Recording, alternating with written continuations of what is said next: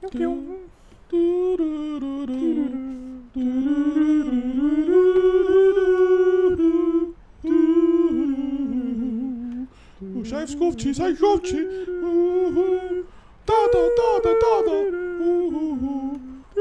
Dostoevsky.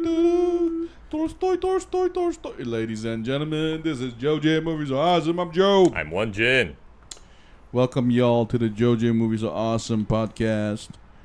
Today we're going to start off with our review of Alien Earth finale and our impression of the whole season. And then we're going to do Alien Covenant, a continuation of our series of review for all live action Alien movies so far. And then we're going to do Gen V, latest episode 4. And then Peacemaker, episode 5. Oh, no, 6. Sorry about that. And then we're going to do a Let's Talk where Scott Walker, one of our Triple Trouble, wanted to talk about Australia, so that might be our title today. And then we can talk about Australia too. But big shout out to our 67 subscribers. First of all, our number one subscriber, Lee Chan Hong, who is basically God to us. And then our Triple Trouble, ZZ, Scott Walker, Void Apparent, our chatters, our main chatters. Hell fucking yeah. And then music, Russian ID, Jasmine, Kayla Marie, music, Indonesia, none from Indonesia, and all our 67 subscribers. What's up, Walker? Scott, what's up? Yeah, we can talk about that in about an hour and 30 minutes, Walker. We're going to start with our reviews first, so if you want to join our review, you can do that, but if you want to do Let's Talk, that's when I think that'll be a good time to join us then. But anyway, here we go. So, Won-Jin, some of our guesses were right. Some of our guesses were terribly wrong. And you know what? Let me ask you something. Did you like the finale? There's the response. Yeah, to me it's a bit of a disappointment because I was really hyped up with the way the previous episode ended. But this one, the last episode, was underwhelming for me in many ways. And also, I didn't really like how the story arcs for certain characters weren't exactly complete at the end of the season. And I also didn't like the shift in tone as well as the shift in focus to Boy Cavalier. Because this all became like the Lost Boys versus Boy Cavalier. And to me, it kind of felt abrupt because we all knew that Boy Cavalier was using these kids. But let me ask those kids some question. Like, didn't you know? What were you thinking? When he was gonna give you a $6 billion body, didn't you at least have like the slightest doubt and skepticism? No, let me do my behind rebuttal. His motivation. Let me do my rebuttal. But all is forgiven. Because I agree with you 70%, let's say, but all is still forgiven. Because I wanted the season 2, and I still like the intricacies and the dynamics of it all. So to add to your point, let me say this. Let me put what you said in a different way. Was it the finale we thought was going to happen? Maybe not. But there were still very interesting elements. And I got to give the whole show a credit. So while I kind of feel the same way as you, I'm actually okay with it. Oh, what's up, ZZ? What's up? So one of the things that we got right was that the CEO guy was a synth. He's called Adam, apparently, and he's a robot.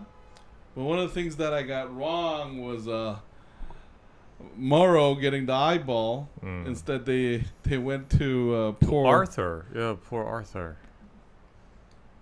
Nah, Joe, listen to this. He's in an unforgiving mood. Why? What's up?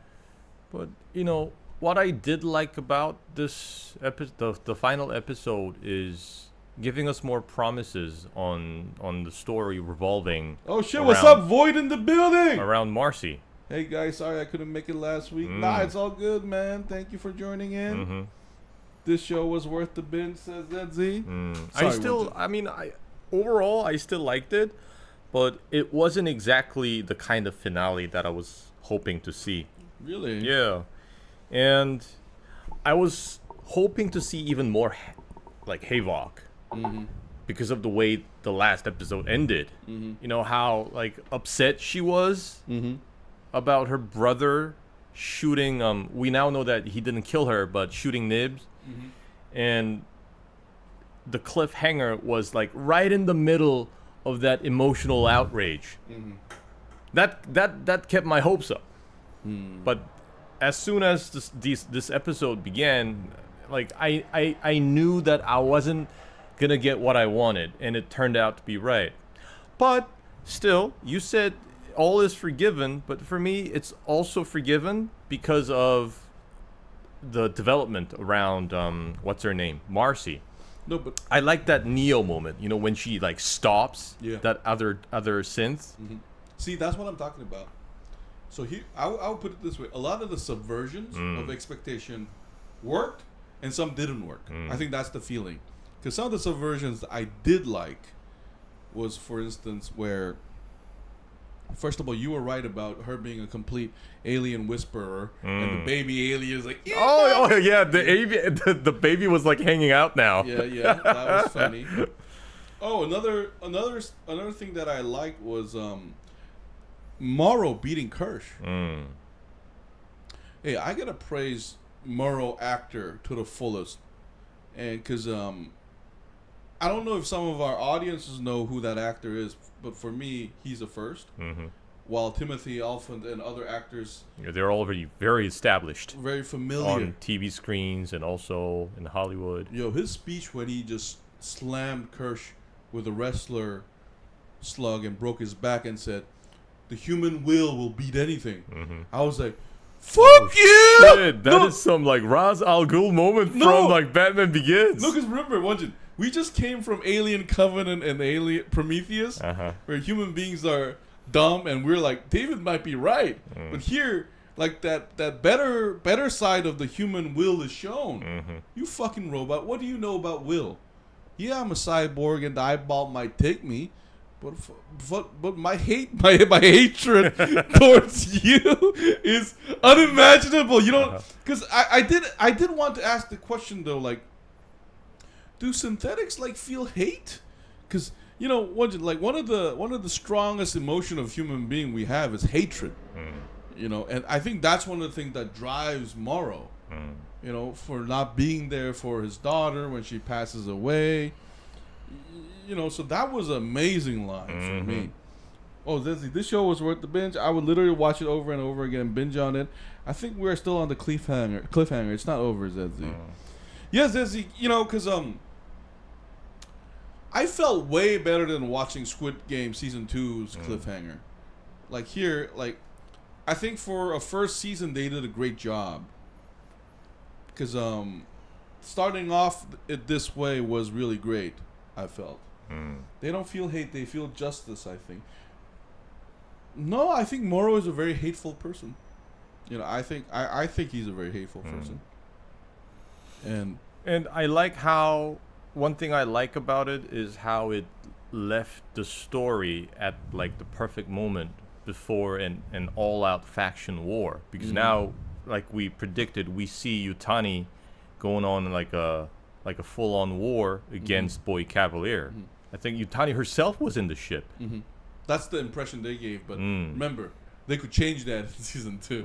Like she could be in a command post or something. And that was one of the interesting things about watching Fargo. We see these like two factions going to war against each other, and through some sort of, I don't know, like intervention or some like chain of events, unlikely alliances form and unlikely enemies reveal themselves.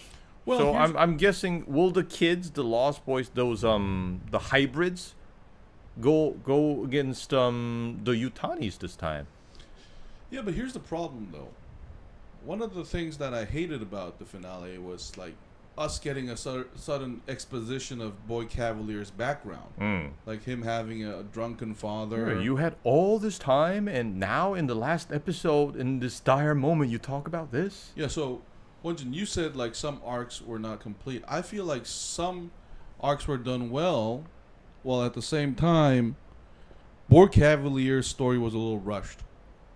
Like, you just dumped this on us, because I feel like the beginning ones weren't proper hints. And you see, this is why I respect Prometheus so much, because Prometheus, at least Weyland was up. I feel like Weyland wanting to live forever was like hinted better at than like Cavalier's I want to be a kid obsession. You know, it was too abrupt. But that's just one thing, though, because this is like a salad where I really like some pieces, I didn't like some of them. I did love, Won-Jin, I did enjoy the plant actually being yeah, we finally got to see what the plant does. I did not see that coming. When it just basically devours a full human. No, but the craziest thing is, it's not really a plant. It can crawl around. Yes. When it started crawling around like a starfish, I was like, whoa! Get out of that room, guys. Because, when that happened, I did wanted to see, this is why they kind of hyped us up too much.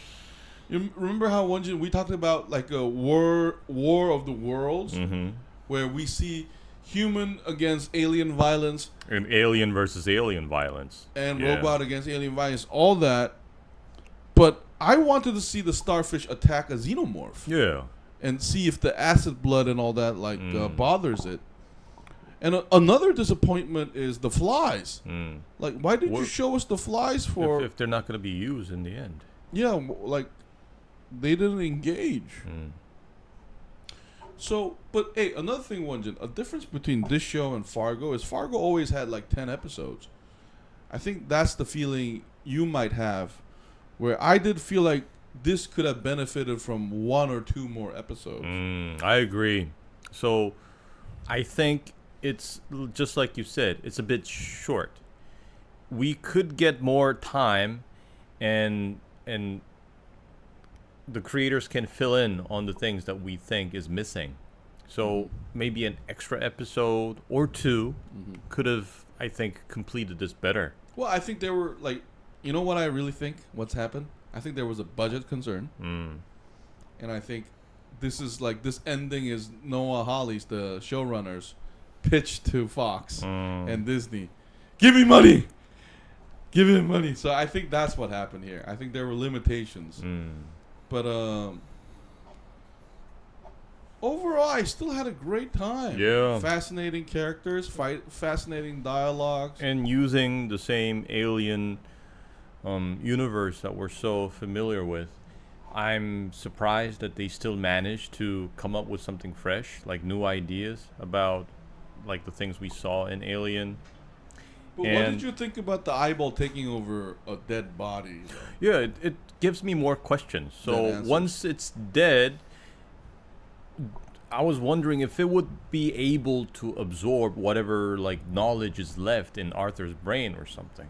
Because we know that little eyeball is capable of powering the whole body somehow. No, we know that now. We didn't know that before because all it did was take live victims. Yeah, so now we know that it can power like a corpse on its own. That was weird because I thought Arthur's internal organs were all damaged. Yeah. How does it sustain itself? I don't know. So I had a lot of questions somehow about that eyeball has enough juice to power a full-grown human body somehow. So my next question is then, is it going to be able to absorb whatever's left of Arthur's mind and consciousness? Because that would be cool. It needed 2 more episodes, but I don't think they wanted to make it because they're trying to torture us. As I was saying, it's a longer cliffhanger. The eyeball was super surprising. Also, we know that the eye is not a hunter.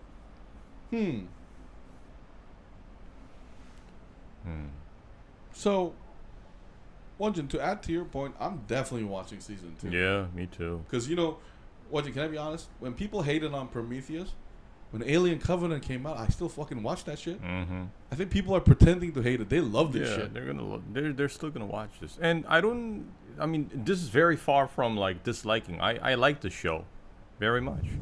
And one more about the eyeball. I'm very surprised at how like resilient and strong it is after getting that beating from a hybrid. Remember, Marcy like basically kicked it like a soccer ball to the wall. It's supposed to pop. It still manages to crawl around. I'm like, whoa, this thing's pretty strong. That's called plot armor, man. Yeah, I mean, a human eyeball, we don't exactly consider it to be so sturdy and strong, but I don't know what this eyeball is, but it can take a beating. No, it might have a shape of eyeball, but it's probably not. But my question is, he was trying to get away more than he tried to find a different host. Yeah. See, that means it's very intelligent. That's like Sun Tzu art of war. Yeah, it's like it knows when to fight and when not to. No, another thing that was surprising was like the ticks were gone, like the bloodsuckers. Yeah, where did those guys go? I was hoping. Yeah, see, this is what I'm talking about. I was hoping to see that like all out, like crazy pandemonium havoc, with everything unleashed into the jungle. So let's do some season 2 prediction. I feel like Yutani is gonna bring some like synth army with her. I think it's gonna be the opposite of season 1. Season 1 was Boy Cavalier trying to basically like confiscate and take whatever Yutani had in that ship. This time, Yutani is gonna try to take over the kids, the hybrids. It's like, oh shit, new tech. Let's get this. No, but we know from the movies that Yutani wins. So I do wonder. So here's 2 things I think that's possible. They might do a time jump too, man, where we start off an episode with Wendy and her brother running around, and then they already escaped the island, and all the actors are dead or whatever. Or what I would prefer is we stay in Neverland and have like an actual like bloodbath match between the hybrids and aliens versus like Yutani's like Davids. I would actually love to see, because one thing I noticed is I don't think Adam and Kersh are like battle prepared synths, like synthetics. I feel like prototype synthetics might have like Blade Runner shit, like military grade like synthetics, and fight against the hybrids. That would be amazing. Yeah. So I would prefer like season 2 start off right after the events. And I bet with that time jump, we're gonna see 2 full-grown xenomorphs. No, but remember, there are also more eggs. But so season 2 might. Oh yeah. We got more eggs left. Yeah. So like season 2 might start off with like. She's just gonna form a family with them. Yeah, like have the eggs. They're gonna have names. Yeah, Cavalier. Like, you're Kyle. You're Kevin. And yeah, Cavalier, and get on the woman psychologist too. So this is just my personal like wish, but I wish they would start off right away after season 1, not do a time jump or something like that. Because they were accessible in the kitchen. Even when you step on them, they bounce back like a jelly, huh? Thank you for sharing that information, Zetzi. No, but so overall, I do wonder, like, Morrow is still a dark horse, though. I want the Morrow act. See, the reason, also another reason why I want season 2 to start off right after the events is because I love the actors so much. Like, Kersh and Morrow especially were amazing. I mean, Boy Cavalier was amazing, too. And another thing is he did that Succession smile. Remember in season 2 Succession smile when Kendall, like, betrays his father, he does the smile. Dun, dun, and there's a epic music of him looking proud. My son is a killer. Like Boy Cavalier looked at Wendy like, "That's right, girl, go for it," kind of face, because he is psychotic. And we see like how narcissistic and self-absorbed he is, because when Marcy basically points out the truth that he's just an angry man, what was his reactions? Like, you're gonna let her talk like that to me? And he looks at the droid. Adam. Is that his name? Adam? Yeah, Adam. Like a little bitch he is. No, but I feel like Wendy might develop into a same. I guess like the whole first season can be a commentary on parenting, because all these kids are now fucked up. Yeah. And I was kind of hoping the Indian kid to kill Morrow, like commit murder. Mm-hmm. But I guess that would it would be very dark. But I would have liked better that way. Yeah. Well, like one of the like surprises that I hated from was like my Peter Pan thing being all wrong. Like I thought Morrow was Captain Hook, but it turns out like this is like the movie where the Neverland kids win. So I guess it is kind of subversive. But you know what though? I still like the season. Mm-hmm. I love the creature designs. Yeah. I love the new fresh ideas. I love the characters. And one of the key questions that we have on deciding whether it's a good show or not, am I going to watch it again? Yes, definitely. And I would watch this again. My favorite character is Nibs now, because she's basically an alien that's a hybrid. I like how she like giggles at the violence. It's like she's oh my god, she's totally cuckoo. She like, and I like how Wendy's like the mother figure. And I did feel like Curly was the weakest character though. I wish she did more like, because I think she's supposed to represent Tinkerbell. I felt that way after watching this episode. Okay. Where, you know, she loves Peter Pan, but she also loves Wendy. But I felt like she aligned with Wendy too quickly. Because I was hoping she was the snitch. But, you know, she's like just all of a sudden, like suddenly with Wendy. That's a very different take. Because you know who I thought was Tinkerbell? Who? The Xenomorphs. Not the crocodiles? I thought the Xenomorphs are the Tinkerbells. No, after watching the whole season. I'm sorry, but that doesn't make sense because they were never loyal to Cavalier. Because remember, Tinkerbell is with Peter Pan. But Cavalier isn't exactly Peter Pan here, like Wendy said. So you're saying like he was supposed to look like a Peter Pan, but the finale revealed that he actually wasn't? That may be true. Hey, my favorite scene was when Wendy started stepping out of the cage and they were all making funny faces. With the snap. Like, you think you can just lock me in here? Yeah. No, but they hinted at... See, Won-Jin, I'm glad you mentioned Neo, because they hinted at her power. But they decided to, like, limit it, though. Because if she wanted to, like... She's already God on this island with the... And probably she can just do the same to Yutani's system when they arrive. We'll see though. That's actually interesting. But I think but another thing why season 2 will start off right after this, I feel, is because of the Arthur body situation. Because that body's gonna decay. Like its organs are damaged. There's no way it can like absorb calories. Come on, that's being like factually correct. But remember, this is a TV show. Oh yeah. With eyeball that takes control of other bodies. Yeah. So it already powers an entire corpse. So maybe it has some magic power that can preserve the organs. No, but fuck you, man. If you do that, like all of our point is like useless now.